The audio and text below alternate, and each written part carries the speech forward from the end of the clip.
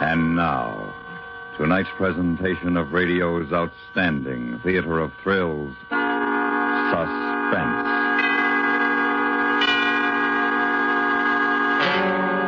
Tonight, we bring you the story of a tramp steamer and piracy in the Atlantic. So now, starring Mr. Ben Wright, here is tonight's suspense play, The Tramp.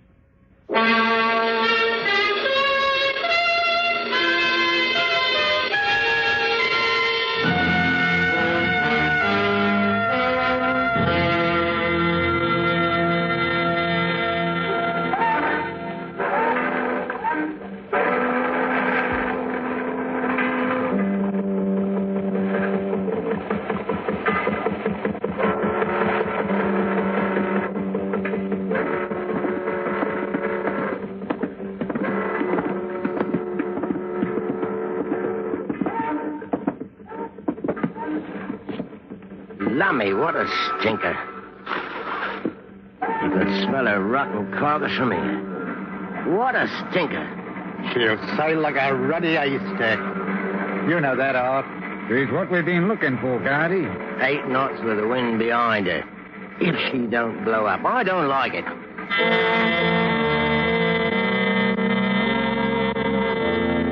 She was 6,000 tons of the ugliest tramp I'd ever seen.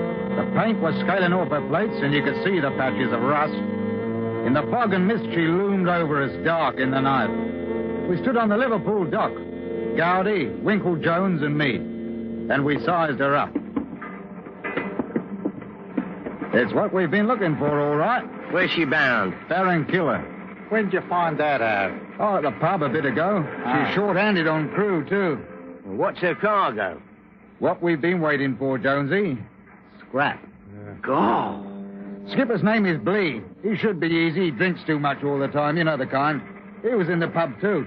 I still say she's too bloody slow. Scrapping her old and all. Jonesy, you're an everlasting warrior. Why don't you lead the thing into Art and me? You think she'll do, Art? The way I see it, she'll have to do. We might not find another for months. Then we'll lose the deal. That's all. I'm with you. Well, I'm with you, too. But I don't like the looks of her in that strait. Ruddy black hippopotamus. Be safer doing the blag than this, I hope they choke. You getting milky, Jonesy? No, I ain't milky. Who's milky? Don't you go calling me Milky Bert Gowdy, or I'll stroke your chivvy. Go on, you ruddy little maggot. All right, come off it, both of you. All right. Now, what's the layout? Well, I'm going back to the pub. You boys wait at the hotel. I'll get things lined up with the skipper. You think he'll take us on? I told you he's short-handed. He'll take us on. You get your stuff packed. I'll see you later. Righto, chum.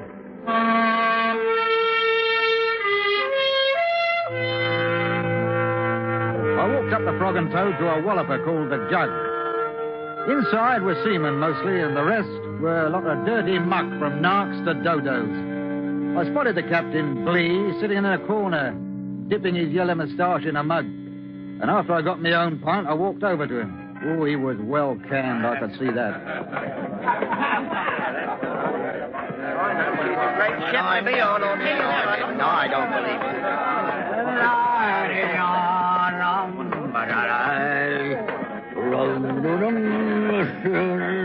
Captain? What? Captain Blee, aren't you the skipper of the Lacewing over at the docks? I'm Blee. Oh, you mind if I sit down? I don't mind. Yeah. Who are you? Arthur Jennings, Captain. I want to talk to you about shipping on. On the Lacewing? What for? I need a berth. I heard you were short-handed. That's a dirty lie. Full compliment. Wow, well, I must have made a mistake. Hey. What's your name? Oh. Well, I'm not up to any game. I don't follow you. Oh? You trying to up the twig or something, huh? Oh, I'm clean with the police, Captain, if that's what you mean. They're not after me. Then why do you want to sign up on a Bristol bladdering scow like the Lacewing? Well, like I said, I need a berth. I got my papers, second officer in my last ship. Let's see. Arthur Jennings. Yeah. Blah. Well? Well? Well, am I hired? How old are you? 34? You know how old I am? No. I'm 60. I'm 60. And I'm holding around a big stinking slosh of rubbish like the lice wing. You know what that means? I might have had a cunada, but I ain't. I'm a failure. And I'm drunk. Go on, you sign up somewhere else. Well, job's a job. I'm telling you. Oh, I need a man like you. I need a first officer, a second and a third. I need a chief engine bloody near. And I'm going to settle for scraping. That's what I always get. Scraping. Oh, go on. I still want to sign on. I hear you're bound for Barranquilla. There's no bonus. No bonus on my ship. Owner doesn't believe in it, the dirty dog. That's all right. We'll have lascars and mugs on you. Oh, I'm used to it. I've been around. On the sea, one man's the same as another. You're a fool. But I need a mate. Yes. Hey, you want to hire the men? We're short 18, and the pay's not worth a bunion. I'll get him. We're sailing at 6 in the morning. All right. Yeah, you're a fool. Don't turn up. Oh, I need me another pint, I do. Right you are, Skipper. You stay here and enjoy yourself, and I'll take care of things topside. Hey, what's your name? Jennings. Arthur Jennings. Jennings. All right, Jennings. Tell that steward of mine who you are. He's aboard Lice Wing. Name's Seddon. Sneaking little pig. Don't you trust him? Yes, sir. Oi, Jennings, I'll tell you something else. I don't trust you neither, see? Oh, you're too smooth. But you're not scuppering me, see? And don't you forget.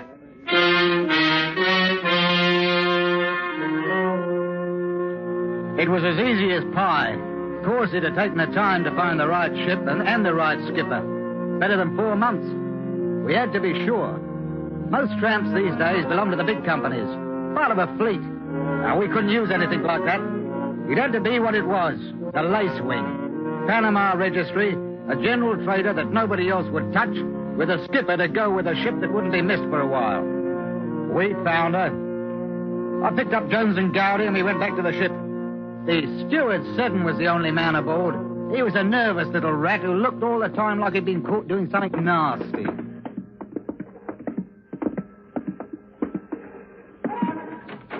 This will be your cabin, Mr. Jennings. What do you take me for? You call this a cabin? It's not fit for a pig. Get it cleaned out. Oh, yes, sir. Sorry, sir. Now, look here, Seddon. Mr. Gowdy is the new second officer. Mr. Jones is chief engineer. That's Captain Blee's orders, see? Yes, sir. All through their quarters is put to rights immediately, sir. Yes, ruddy well better. Okay, that's all. Shall I clean up in here first, sir? No, up it. Yes, sir. Well, I must say, nice work, Art. Nice work. Well, it's a start, eh? All very nice for you blokes, but me, I got to go down in the bowels of this bucket of boggy, chief engineer. Think I want to blow myself up? I know what them engines is like without even looking at them. You've got engineer papers. We need you down there. If you don't like it, you know what you can do. Take no notice of Jones. He's hungry. Now, what next? Well, as soon as the old man comes aboard, we'll see that he's all tucked in bed nice and comfy, and he doesn't wake up till we're out of here. How about the rest of the crew? Well, what there is we can manage. The ones I'm supposed to wire wouldn't sign up, see? That'll be the story, and don't you forget it. And the guns? We'll keep them in my cabin till we need them. It'll be safer. Right. You better get on the job now. I'll go ashore and send the boss a cable that we've found it. We're shoving off at 6.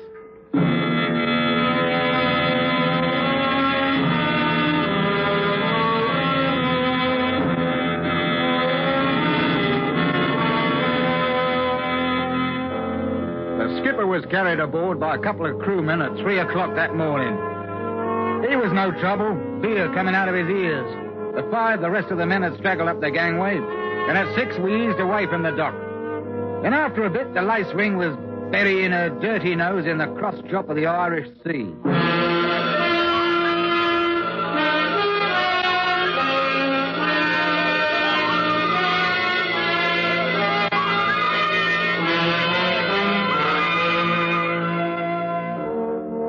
We were 3 days out of Liverpool. I got off the regular ship lanes as soon as I could, and there was no questions asked. Captain Blee didn't budge from his cabin. I hadn't even seen him since putting out, and I made sure that the steward kept him well supplied with whiskey. Garrity Jones and me were having grub in my cabin on that third night. The ship was pitching and heaving like a donkey with the itch. Oh, what a ship. Smooth as glass out there, and look at her. God, she'll never make it. Engines won't stand it neither. We're pushing her too hard. Never mind that, she'll do it. What about the crew, Bert? Oh, lummy, they're a pushover. Usual bunch. Any troublemakers? In this lot? Don't make me laugh. Just a bunch of mugs. Well, we ought to be able to make it then. The important thing is to keep the radio man quiet. That'll be your job, Bert. Right. What about them engines? I tell you, I got to slow down. They won't even hang together. Evening, Captain. Who are these bleeders? Well, you were a bit under the weather, Captain. I took them on in Liverpool, as you requested. Your second officer, Mr. Gowdy, and chief engineer, Mr. Jones. What do you think you're doing with my ship, mister? Any complaints, sir? I knew I didn't trust you, you blister blathering. It's a good thing said and told me. We're 10 degrees off course. Do you know that? That's right, Captain. Not anymore, it's not. I've set her back. What? You'd have had us sailing to the Indies. That's right, sir. That's where we're going. Well, not on my ship. Berenkier's my port. And you want to blow us up? She's running too fast. Close the door, will you, Bert? Right. Gah!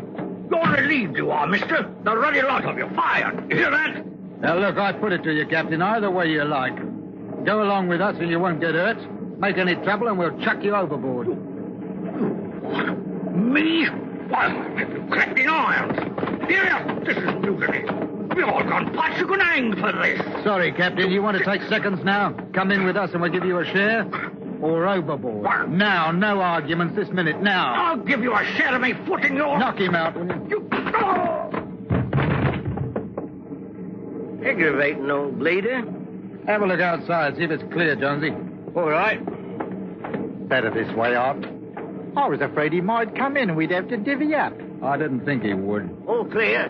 All right, come on, Bert, give me a hand. Oh, he's heavy. Ah, the old guts. All right, get over to the rail, Jonesy. Okay.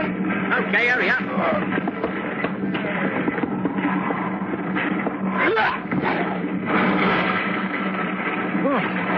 Have a nice swim, Captain dear. Well, that's that. In the morning, we'll break the sad news to the crew. Now, let's get this hulk back off course.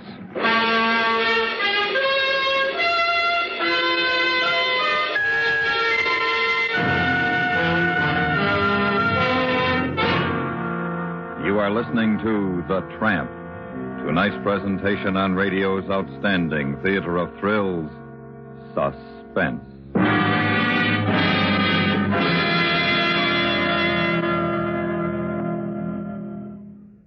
Remember, bang-up dramas on the agenda for tomorrow night, too, as once again the men of 21st Precinct come to grips with the problem of enforcing the law in a crowded city.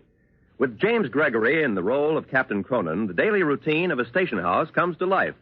And even as crime is taking it on the chin, the human side of the story is always at the surface.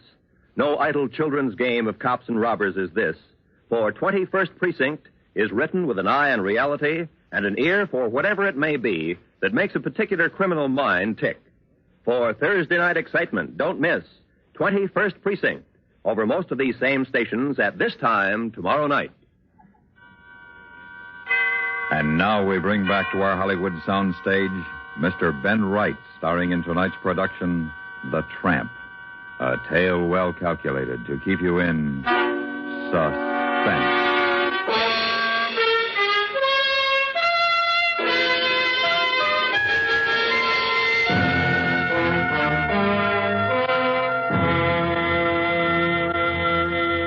The next morning, I called the crew together on the upper deck. I had a slip of paper ready in my hand, and when they quieted down, I gave them the speech. Men, I've got a sad duty to perform. Last night, Captain Blee did away with himself. He jumped overboard. He committed suicide.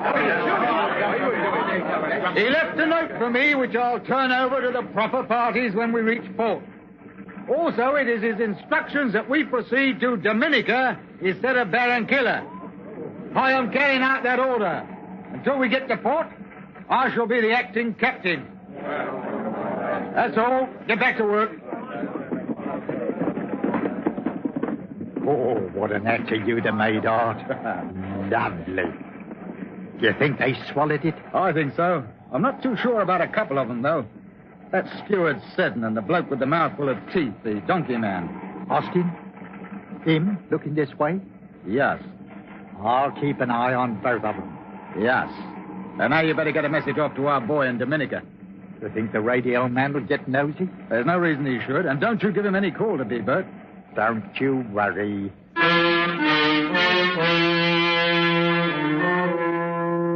It looked good. It was all going our way. The ship and our cargo of scrap was going to be worth $15,000 to us when we took her into port.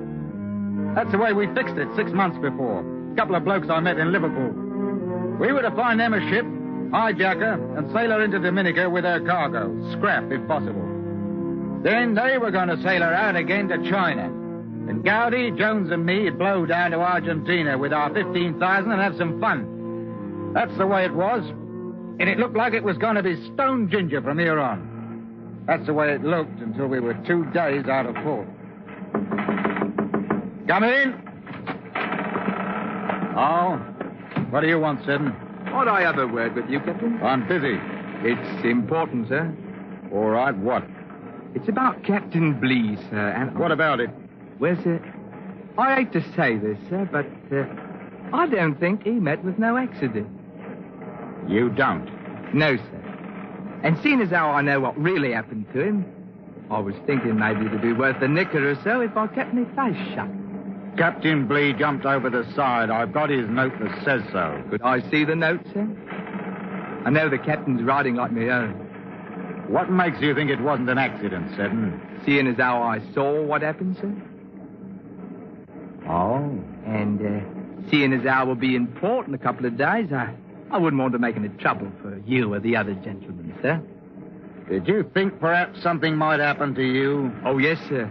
I did. That's why a friend of mine, Mr. Austin, he knows about it, too. Just in case. Now, what you do, sir, is your own business, I'm sure, but don't you think it might be worth a little bit of fat to us? You're a ruddy fool, Seddon. You should have waited. You should have waited. Fair's fair, ain't it? You did murder. You don't want to... Don't forget, Austin knows, too. We'll take care of Austin. Now, look here. No need to get nasty. I'll keep me trap shut up. Mr. Jennings, I'll give you my word. If they don't let me...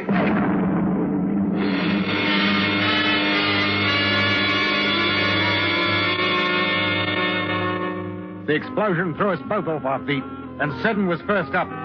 He got out of the cabin like a whippet. The engines had stopped, and I knew whatever had happened was in the engine room. I got up to the bridge. Gowdy was already there. Can't raise anybody down there, Art.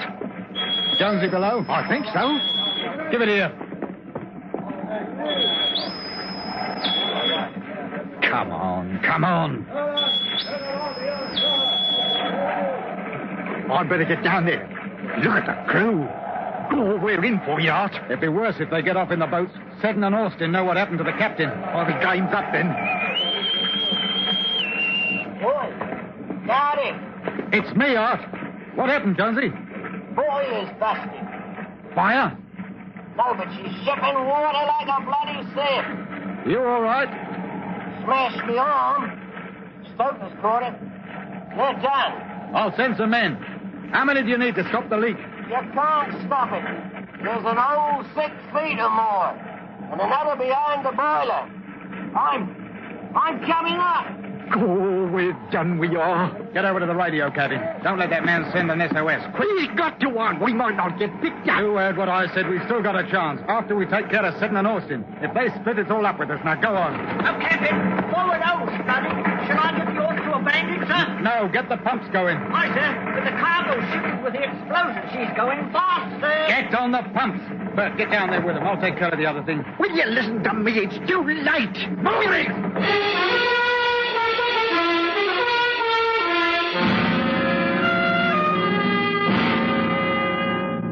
I ran down to the radio room. We had to stop the call from going out because if there was a ship in the vicinity and it got to us before we'd put the quiet on Seddon and Austin, the three of us would hang.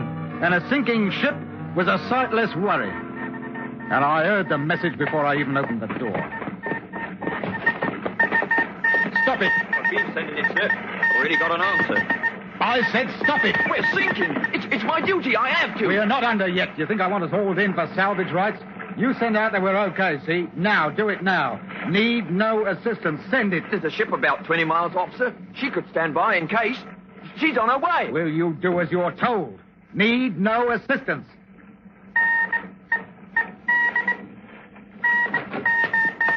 Better get them boats over the side. We're done for. 5 minutes, not even that. Come out here. Listen, Jonesy. We've got to get the steward and one of the crewmen, Austin. They've twigged that we've got to do it before we leave the ship. How? What are you going to do?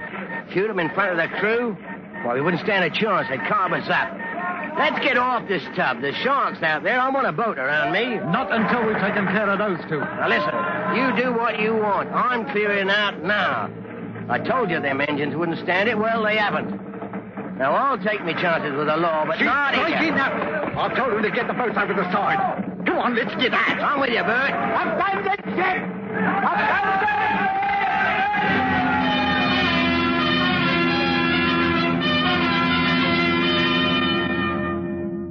There was still a chance. I could do it myself. Find Austin and find that dirty little rat Seddon. Do them both in, and there was still a chance that nobody would know. I went looking for him. The tramp was listing and settling lower in the sea. I ran from one side to the other, and then I spotted them. The lifeboat was already in the water. I saw Seddon looking up at me, pointing. And then Austin saw me. I jumped for the boat and I missed. He pulled away from the side.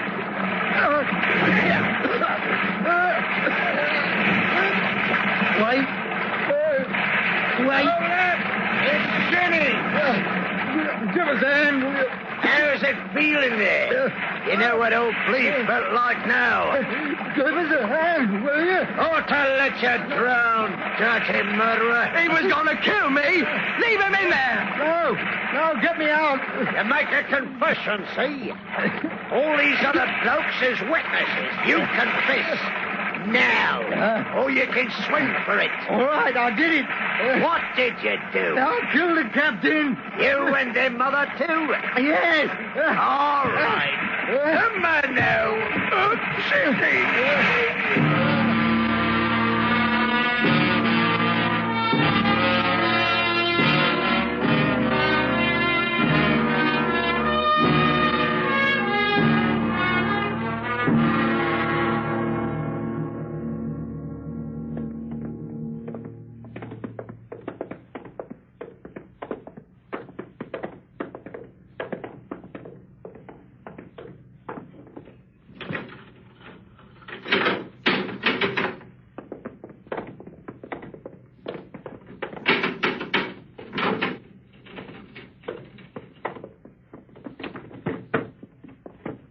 First time I saw it.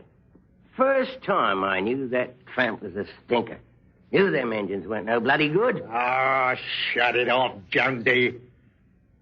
Oi, What?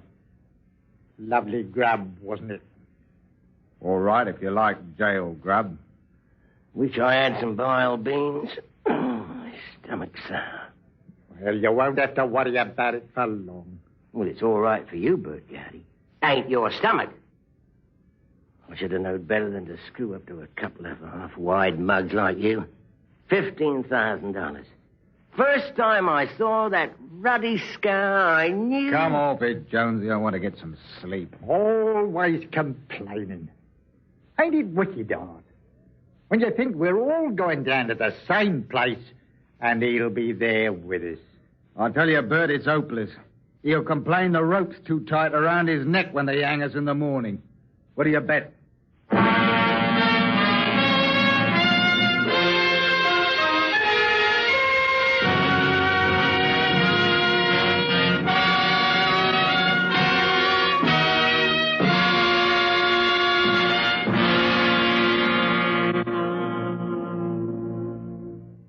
Suspense, in which Mr. Ben Wright starred in tonight's presentation of The Tramp. Be sure to join us next Wednesday when we bring you an account based upon fact, the story of Custer's Last Stand. That's next week on radio's outstanding theater of thrills, Suspense.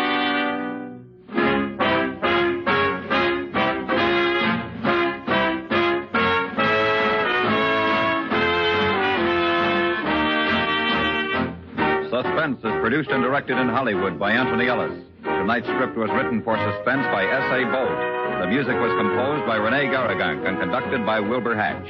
Featured in the cast were Stan Jones, Joseph Kearns, Charlie Long, Raymond Lawrence, Lou Krugman, and Bill Shepard. Do you know that wherever you live, a forest is in the very heart of your life? Wipe out that forest, and very soon you may be living in a barren wilderness. Or if matters get out of hand, you may not be living at all. That forest provides wood and lumber for the house you live in, the furniture that makes it livable. But that's really only the start. Wood pulp from the forest gives you paper for newspapers, magazines, and books you read. Not to mention such trimmings as wallpaper, shopping bags, and stationery. But we've barely begun to assess your dependence on the forest in your life. Wherever that forest is located, in actuality, it is vital in providing electricity and power because of its function as a watershed.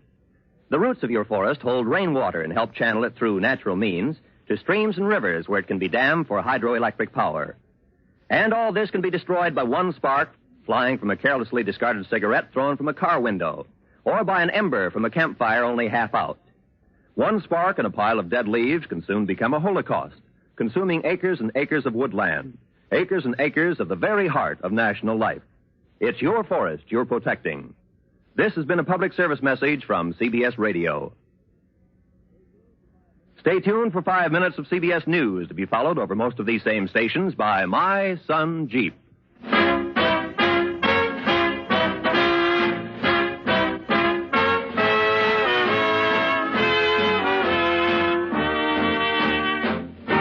You hear America's favorite shows on the CBS Radio Network.